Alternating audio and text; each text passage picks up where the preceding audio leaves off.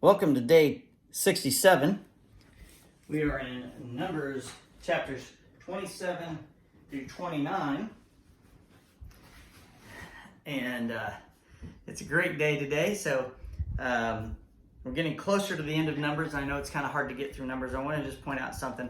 Really, this is important about how many people there were, how many things they had to do.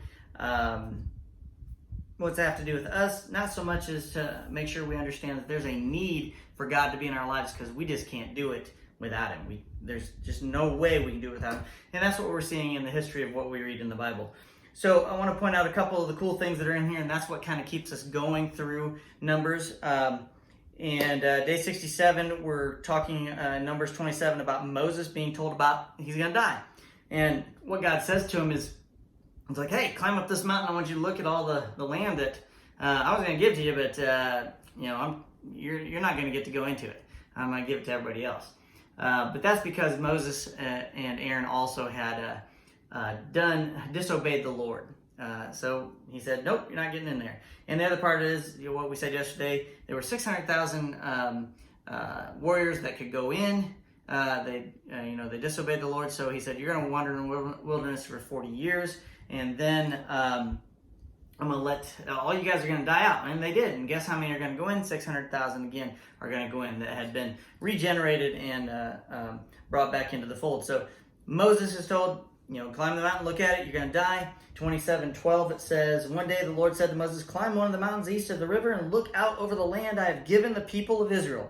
After you have seen it, you will die like your brother Aaron, for you both rebelled against my instructions in the wilderness of Zin. When the people of Israel rebelled, you failed to demonstrate my holiness to them at the water. So he was supposed to speak and the water was supposed to come out. He didn't do that. Among many other things that he didn't do that God wanted to do, that Moses second-guessed God about. So that was the big one, the straw that broke the camel's back. Then he talks about Moses prays and says, we need a good leader. And God says in verse 18, the Lord replied, take Joshua, son of Nun, who has the Spirit in him, and lay your hands on him. So Joshua, God says he has the Spirit in him. That's key. It's just not some random good person walking around that does a lot of great works. No, he has the Spirit of the Lord in him. Present him to Eleazar the priest before the whole community and publicly commission him to lead the people. So that's important to know, that we want to have people, leaders that have the Spirit of the Lord in them, not just hardworking good people. That's not what we need. Offerings. Then we get into all the offerings that there are, and the number 7 comes up a whole bunch of times. 7 lambs, sacrifice this, 7 days, blah, blah, blah. I'm just going to talk about the names of those. So I have my list here. I've added the list of festivals and offerings. That's all one list of things. I'm up to 15 things. I'm sure I've missed a couple. But here they are. We have the daily offerings, the Sabbath offerings, the monthly offerings, the offerings for the Passover, the offerings for this festival of harvest, the offerings for the festival of trumpets, the offerings for the Day of Atonement, the offerings for the festival of shelters, and it goes through all this. Now, what to do? That's all these offerings. Great.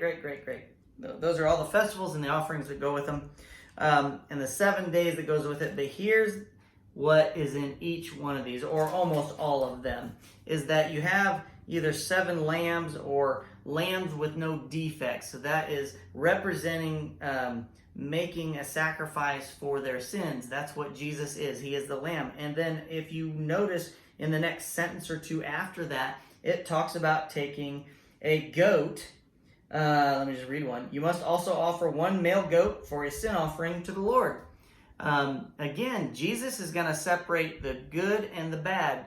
And when I say good and bad, it's the people who have been saved, the people who have not been saved. There's going to be some good people that haven't been saved. Okay? The sheep get pushed to his right. The goats get pushed to his left. That's what he says in Matthew, sheep and goats. And that's interesting to see back here, is that you have the goats in each one of these being used as the sin offering. They are sacrificed. Okay? And then the lambs are used to make atonement for our sins as well. Okay? So that's kind of cool, and you have the number 7 through all of that. that is day 67. We're getting close to the end, getting into some really good stuff. So I'll see you tomorrow.